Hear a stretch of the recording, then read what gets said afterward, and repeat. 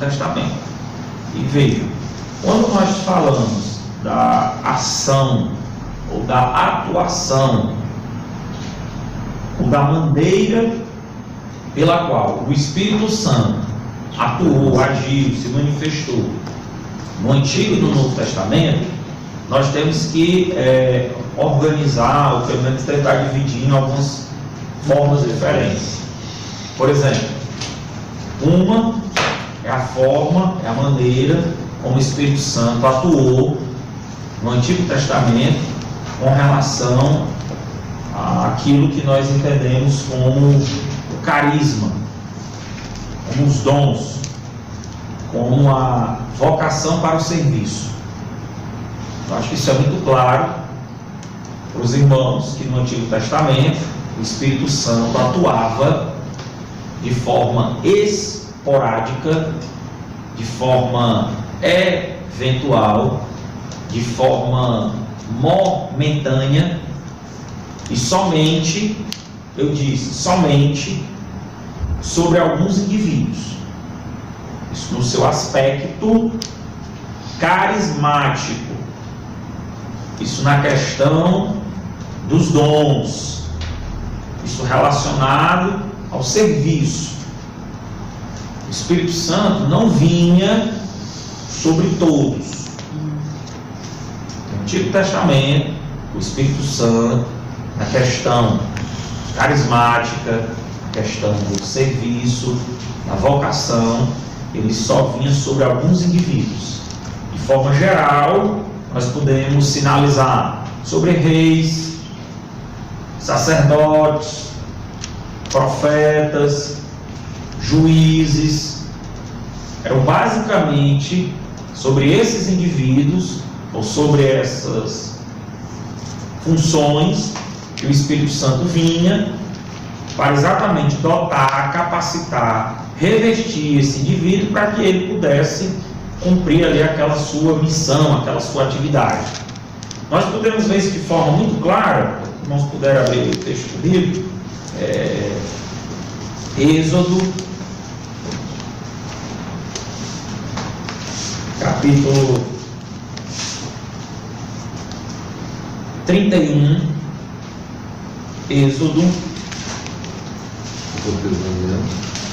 capítulo 31, vou ler a partir do versículo 1. Êxodo 31, a partir do 1, está escrito: Disse mais o Senhor a Moisés: Eis que eu chamei pelo nome a Bezalel, filho de Uri, filho de Ur, da tribo de Judá, e o enchi do Espírito de Deus, de habilidade, de inteligência, conhecimento, em todo artifício, para elaborar desenhos, trabalhar em ouro, prata, bronze, para lapidação de pedras de engaste, para entalho de madeira, para toda sorte de lavores. Eis que lhe dei por companheiro a Oliabe, filho de Aizamaque, da tribo de Dan, e dei habilidade a todos os homens hábeis para que me façam tudo o que tenho ordenado: a tenda da congregação, a arca do testemunho, o propiciatório que está em cima dela, todos os pertences da tenda, a mesa com seus utensílios, o candelabro de ouro puro, com todos os seus utensílios, o altar do incenso, o altar do local, com todos os seus utensílios, a bacia com o seu suporte, as vestes finamente tecidas, as vestes sagradas do sacerdote Arão, as vestes de seus filhos, para oficiarem com o sacerdote, e o óleo da unção e o incenso aromático para o santuário. Eles farão tudo segundo eu tenho ordenado. Veja, aqui é um texto, irmão. Nós estamos discutindo. Obrigado. É um texto que Espírito foi carne nem sangue. E o Tiago Cobrou logo a minha água. Pagou logo. Esse texto, irmão, ele deixa claro exatamente isso, que estes homens aqui, eles foram cheios do Espírito Santo para realizar essa tarefa, para o serviço, com atividade. Se depois os irmãos quiserem verificar em casa, por exemplo, nós encontramos também nos textos do livro de Juízes, que o Espírito Santo vinha sobre o juiz somente em um determinado momento para ele realizar uma tarefa. Então, por isso que eu disse que no Antigo Testamento, a ação do Espírito Santo relacionada à questão carismática, a questão do serviço, ela se dá bem. Está crente mesmo, vamos lá. Se enrolaram. E esse aqui, né? Aqui também. É o aqui já foi, né? Pronto. Então, no Antigo Testamento, a ação do Espírito Santo, ela se dava de forma esporádica. O Espírito Santo vinha, enchia, dotava, revestia aquela pessoa para uma determinada atividade, para uma determinada função, para ele realizar algo, e depois o Espírito Santo saía, né? Sansão é outro exemplo muito claro no texto de Juízo, muito bem. O Espírito Santo veio, dava força a ele, aí fazia aqueles atos dele heróicos, né? De matar de 1000 de uma vez só com um queixado de jumento, né? Era violento mesmo, era. Mas aí o Espírito Santo vinha, dotava, capacitava para fazer aquilo ali, depois o Espírito Santo voltava. Então não era algo permanente, era algo temporal, era algo esporádico. E também não era sobre todos, era somente sobre aqueles que deveriam fazer alguma atividade, alguma tarefa, algum serviço específico. Repito, de forma geral, eram quem? Os reis, os sacerdotes, os profetas, os juízes. Então era algo bem específico, para alguns, não para todos. E mesmo para aqueles que recebiam, não era algo que ficava direto. O Espírito Santo vinha, enchia, dotava, fazia aquilo ali, depois. Então essa é a ação do Espírito Santo no Antigo Testamento, na questão carismática. Tranquilo até aí? Estão entendendo? Vamos seguir. Romulo, e no Novo Testamento? Aí muda. Muda por quê? Porque no Novo Testamento o Espírito Santo ele é derramado sobre todos, sem distinção. Todo aquele que crê, todos os salvos, todos os crentes. Todo crente tem o Espírito Santo. Se quiserem conferir na Bíblia, Atos, capítulo 2, vai ser só Bíblia, viu, Tiago? Hoje não é negócio de São Barlove, não, viu? Fato de crente, viu? Atos, capítulo 2, sermão de Pedro,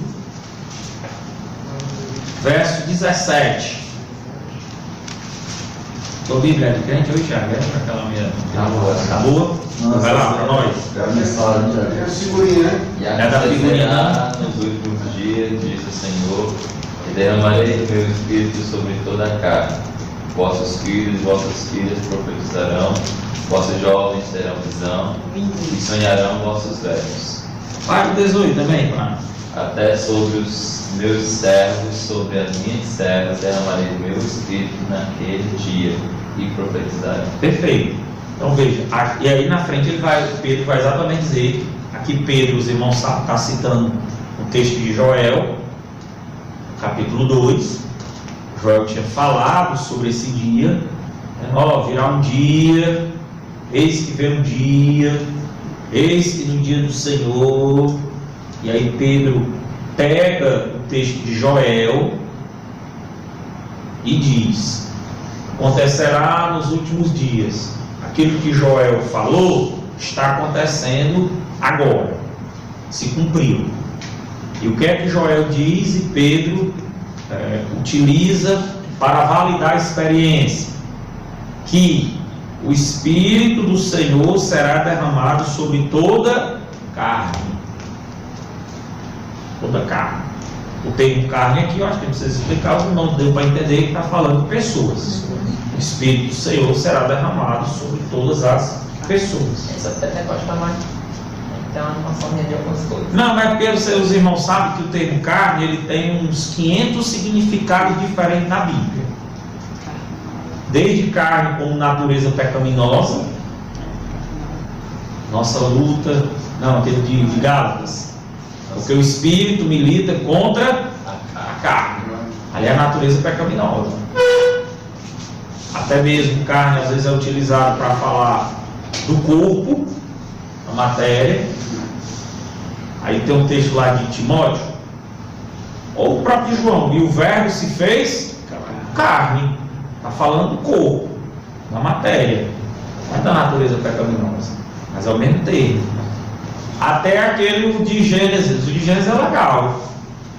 Portanto, deixará o homem seu pai e sua mãe, e serão ambos uma só carne. Será que agora os dois serão um só corpo? Não, não tem sentido, né? A ideia ali é que, e agora os dois serão uma só coisa, um só pensamento, uma só ideia, uma harmonia plena, mesmo que sejam dois diferentes, estarão tão unidos que viverão como se fosse um, mas aí eu tenho carne. Por isso que a gente tem que ter cuidado, que às vezes ao mesmo tempo, mas tem trocentos significados diferentes. Então no caso esse Gênesis não é literal, carne literal, ele é no sentido de caráter, não é isso? É no sentido de caráter, é no sentido de pensamento, é no sentido de propósito, de companheirismo, de unidade, é isso. Não é no sentido de corpo. Não, todos esses textos são literais, mas aí você tem que entender o que é que o termo quer dizer. O termo é literal? É, mas aí é porque ele está usando o termo carne para significar outra coisa. Em cada contexto, fala, não? Em cada contexto. Em cada contexto. Perfeito. E quem vai determinar o sentido do texto é o contexto. Não é isso? É o contexto. Parte de Dragon Ball, né? Que é a fusão. Não entendeu, né? É verdade. Tem uma coisa não, já, corrigir. Vigia. Então veja, o meu Espírito será derramado sobre toda a carne, sobre todas as pessoas. Ah, professor, então o Espírito Santo foi derramado sobre todas as pessoas de forma universal, todas as pessoas de todas as épocas, de todos os países? Não. Todos aqueles que creem, todos os servos, todos os crentes, todos os cristãos. O meu Espírito será derramado sobre todos aqueles que creem. Derramarei do meu Espírito sobre todos os crentes, sobre toda a carne dos crentes, né?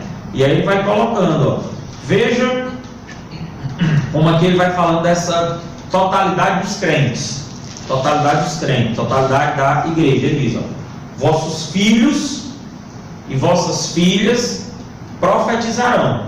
Não há mais a distinção de gênero. Se no Antigo Testamento geralmente eram homens que eram usados para o serviço, agora pode ser homem ou mulher. Tanto filho como filha podem profetizar. Acaba-se a barreira do gênero. Não há mais essa ideia de que é só homem. Não, mulher também pode profetizar. Quando o Espírito Santo é derramado, o Espírito dá liberdade para homens e mulheres, filhos e filhas profetizarem. Vossos jovens terão visões e vossos velhos sonharão. Eu gosto dessa expressão, porque velho sonhando só quando o Espírito Santo vem, irmãos. Porque a ideia de sonho é legal, porque assim, geralmente a nossa perspectiva de sonho é essa mesmo. Mas eu estou sonhando com algo que vem acontecer. E quando vai chegando a idade, nós vamos perdendo os sonhos. A ideia é que o Espírito, ele traz vida, ele traz sonhos, ele traz visões para jovens, ele renova os sonhos dos velhos, e ele traz esperança, ele traz visão para os jovens, no Espírito. É na ação do Espírito, é na atuação do Espírito. Tem um livrozinho muito bom chamado Do Poder do Espírito. Poder do Espírito. Vou pegar o nomezinho dele direitinho aqui na internet, não lembrei agora, bem legalzinho, que ele fala sobre a questão do pentecostalismo, do poder do Espírito. Já já o nomezinho dele bem completozinho para dizer para os irmãos. Veja, então ele diz, os filhos e as filhas profetizam, os jovens têm visões e os velhos sonham, e até mesmo sobre os servos e as servas. Os irmãos sabem que no grego o termo aqui é... Não, e aqui ele vai, veja, primeiro ele está trabalhando a questão do gênero, filho e filha. Depois ele trabalha a questão da idade, jovem e velho. E agora ele vai trabalhar uma questão social, escravo. Até mesmo se ele for escravo, ou escrava, servo, que aí é o doulos, que é escravo, né? É porque você sabe que no português a gente foi aliviando, mas o termo aqui é escravo. Até mesmo os meus escravos, doulos, né? E as minhas escravas, eu derramarei o meu espírito naquele dia, e eles também podem profetizar. Não importa então o gênero, não importa a idade, e não importa a condição social. É perfeito esse texto. Esse texto é maravilhoso, porque ele derruba todas as barreiras que sempre existiram, que sempre vão existir. Vão existir. Sempre vão existir. Na igreja você vai, não, meu irmão, você não pode não. Por quê? Porque você não é casado, hein? Se casar, você pode. Pode não. Você ainda é muito novo. Não pode. Eu era junto aí quando eu fui para a Espírito Santo, eu creio. Eu era só junto com a minha esposa. Pois não pode. Não pode ser. Claro que eu estou exagerando, mas os irmãos sabem que, assim, existe a nossa organização, a burocracia, que é uma tentativa de organização. O que eu gosto desse texto é porque o texto ele trabalha exatamente isso. Quando o Espírito vem e é derramado, ele derruba toda e qualquer tipo de barreira, seja ela do gênero, dependendo da igreja, você vai ouvir, não pode ter pastora não. Mulher não pode ser pastora. A gente ia apanhando aqui na biblioteca Carlos, na livraria. Foi? E a irmã disse que era pastora, e o irmão pegou e disse: rapaz, na minha igreja nós não aceitamos essa condição. Aí a irmã olhou e disse assim: porque você é incrédulo. Podia ter que devagarzinho, tem coragem. Você não tem coragem quando a mulher faz coisa que fica escondendo. Aí começou a vir. Começou a confusão. É melhor separar mesmo. É melhor separar. Então veja, a diferença mais nítida da ação do Espírito Santo no Antigo para a ação do Espírito Santo no Novo. No Antigo, o Espírito Santo de forma esporádica, somente sobre alguns. No Novo, o Espírito Santo é derramado sobre toda a igreja. Toda a igreja. Se os irmãos quiserem um texto ainda mais claro, Romanos. Adorei isso aqui. Romanos. Tá na barra da garra pegando todo Eu canto. adorei, vou pregar lá na minha igreja. Pode pregar, pode estar na Bíblia. Capítulo 8, versículo 9. Eita. Se preocupe não, que esse texto já voltará com força quando falaremos sobre a questão do batismo com o Espírito Santo. 8, 9. Vai, Tiago, Algar. Vós, porém, não estáis na carne, mas no Espírito. Se de fato o Espírito de Deus habita em vós. E se alguém não tem o Espírito de Cristo, esse tal não é dele. Pronto. E se alguém Bem claro, né? Bem não tem o Espírito de Cristo, que é o Espírito Santo, Não é de Deus. não é de Cristo, não é dele. Ou seja, para ser de Cristo, para ser de Deus, é uma condição necessária, uma condição sine qua non, é uma condição essencial ter o Espírito Santo. Pergunta. Tá aí, tá na Bíblia. Não sei. Mas Porque esse essa versículo condição aqui. É porque esse né, versículo aqui, se não for aceitar estudar Cristo. sobre ele, ele é muito. Bem claro, né? Como é, Tiago? Essa condição que ele coloca aqui, né? A condição de o aceitar Cristo. É. Tu tem como aceitar Cristo sozinho, sem que haja uma atuação do Espírito Santo te convencendo? Da justiça. Juízo do Né? pecado. Apesar que a gente está falando de outra ação. Não, nós estamos falando que qual é a condição do crente? Ele tem que ter o Espírito Santo. Por quê? Porque se ele não tem o Espírito Santo, irmão, ele não foi convencido, Na condição de ele não foi convertido, ele não foi regenerado. Porque não tem como a pessoa nascer de novo sozinha. Não tem como a pessoa se arrepender sozinha. Não, rapaz, eu tomei consciência, eu vou mudar a partir de hoje. Não. Biblicamente é impossível, porque é o Espírito Santo que vai nos convencer da justiça, do pecado e do juízo. Logo, se por exemplo há um temor de Deus em nós por causa do inferno, temor por causa da condenação, é porque o Espírito Santo nos convenceu disso. Se há um arrependimento em nós, a gente já fala, eu tenho que me arrepender, eu tenho que mudar de vida, o jeito que está não está bom, está errado. Se não, foi o Espírito Santo que nos convenceu. O que Paulo está dizendo é muito claro. Ele começou no versículo 8 dizendo, ó, portanto, quem está na carne, olha a palavra de novo, ó. Carne aqui é o quê? Quem está na carne, quem está na prática do pecado, quem está na antiga prática, na velha vida, aqui ó, carne, já não é nem corpo, Não. Nem pessoa. nem pessoa. Aqui carne está relacionado a essa ideia do pecado, da natureza pecaminosa. Os que estão na carne não podem agradar a Deus. Porque a pessoa, se carne aqui fosse corpo, Estão no corpo. aí coisou. Estão vivos. Estão É. na revelação, né? Aí meu irmão, quer dizer que nesse corpo aqui não fosse agradar a Deus, né? Está pedindo corpo aqui. É. Então, a ideia do texto é muito clara. Aquele que está na prática, né? Vivendo na inclinação da natureza pecaminosa, esse não pode agradar a Deus. Vós, olha o que Paulo diz: vós, porém, não estáis na carne. Vocês não estão na carne. Está então no corpo, não é?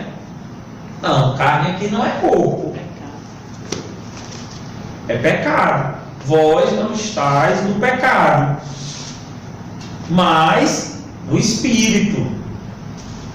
Se de fato o Espírito de Deus habita em vós.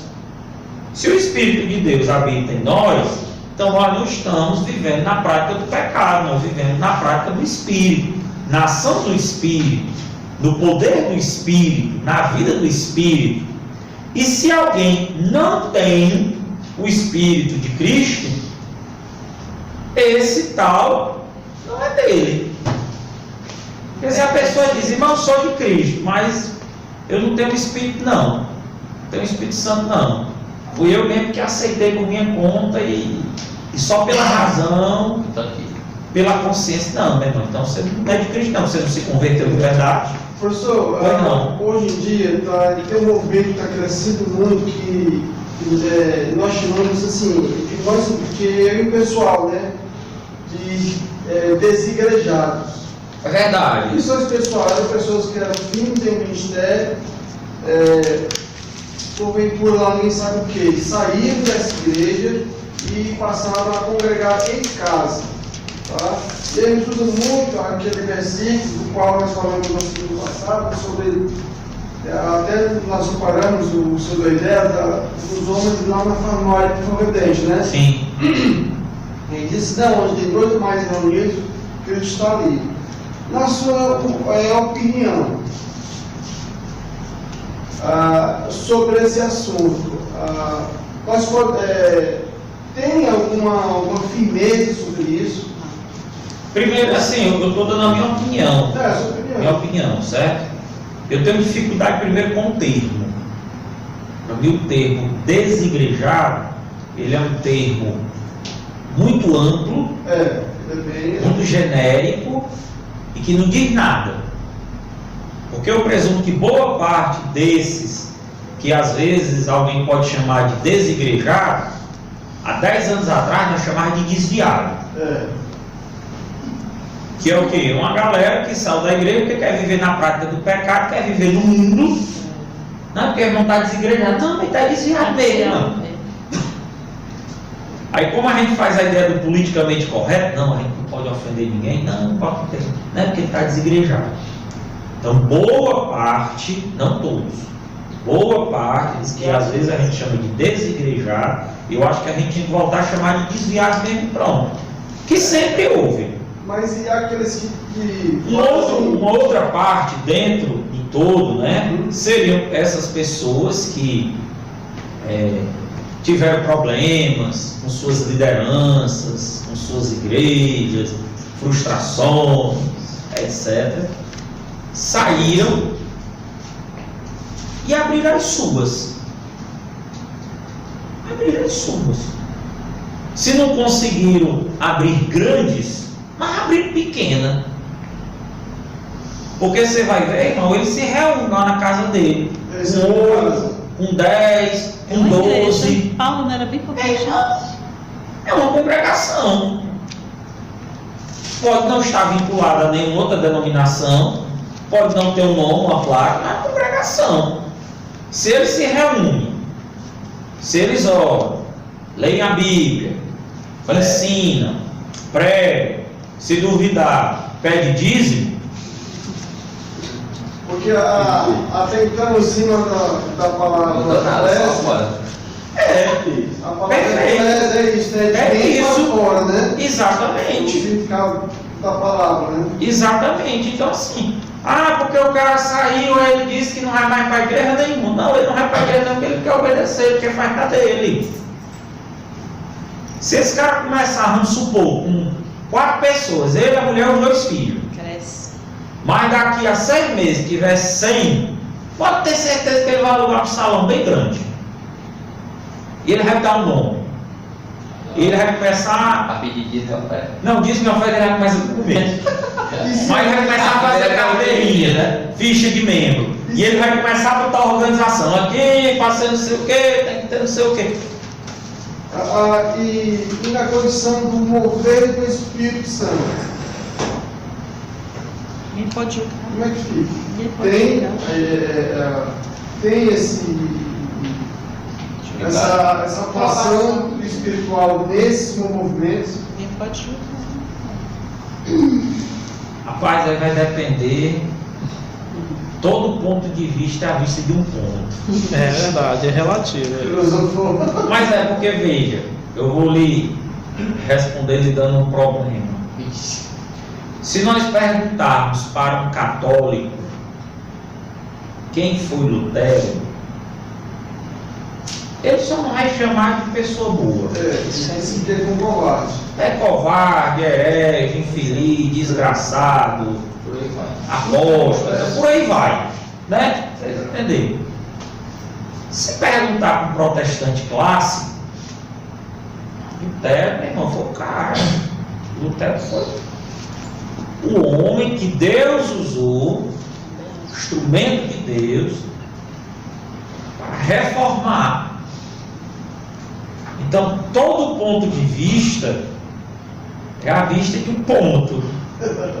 Esses movimentos, e os irmãos com certeza veem todo dia, quase que diariamente nós temos uma igreja nova em alguma esquina de Fortaleza. E todas essas novas igrejas, elas saem, elas nascem de uma divisão.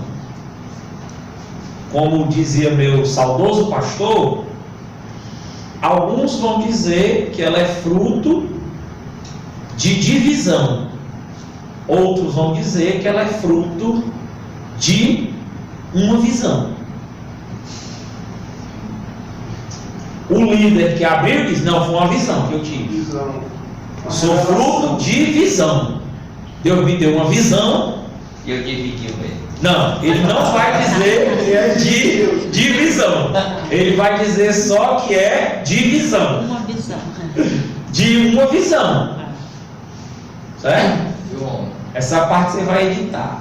Não pode não. Eu vou dizer agora. Olha, se vocês cascaviarem a história das nossas denominações, todas Todas são assim, meus irmãos. Isso assim. Para o líder, o fundador que começou, ele vai, não, meu irmão, foi fruto de uma visão. Para Pastor dele. o que ele deixou para Pastor trás, Pastor O dele. rebelde. o pastor dele, Pastor dele. dificilmente, claro que pode ter alguma exceção, mas raríssimas exceções, o pastor dele, quando ele saiu, no momento que saiu, que uma coisa é depois de 10, 20, 30 anos, não, fulano é uma benção, mas eu quero ver na hora. No dia que ele chegou e pastor, eu estou saindo. Se o pastor diz, vá, meu irmão, vá com Deus, Deu nada disso. abre um trabalho, e se precisar, nós vamos arranjar cadeira, Pastor fica com e nós raiva. vamos logo pagar 3 meses de aluguel para lhe ajudar lá. Fica com raiva. Eu quero ver. Tá, não. Claro que hoje alguns que o cara saiu, abriu,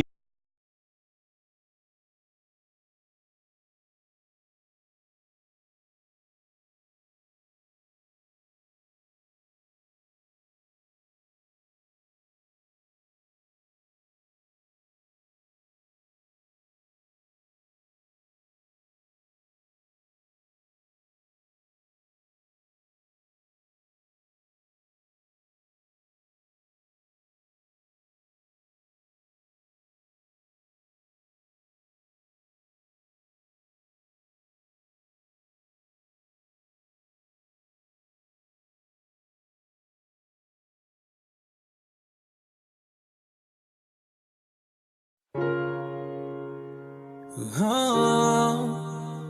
oh, oh, oh.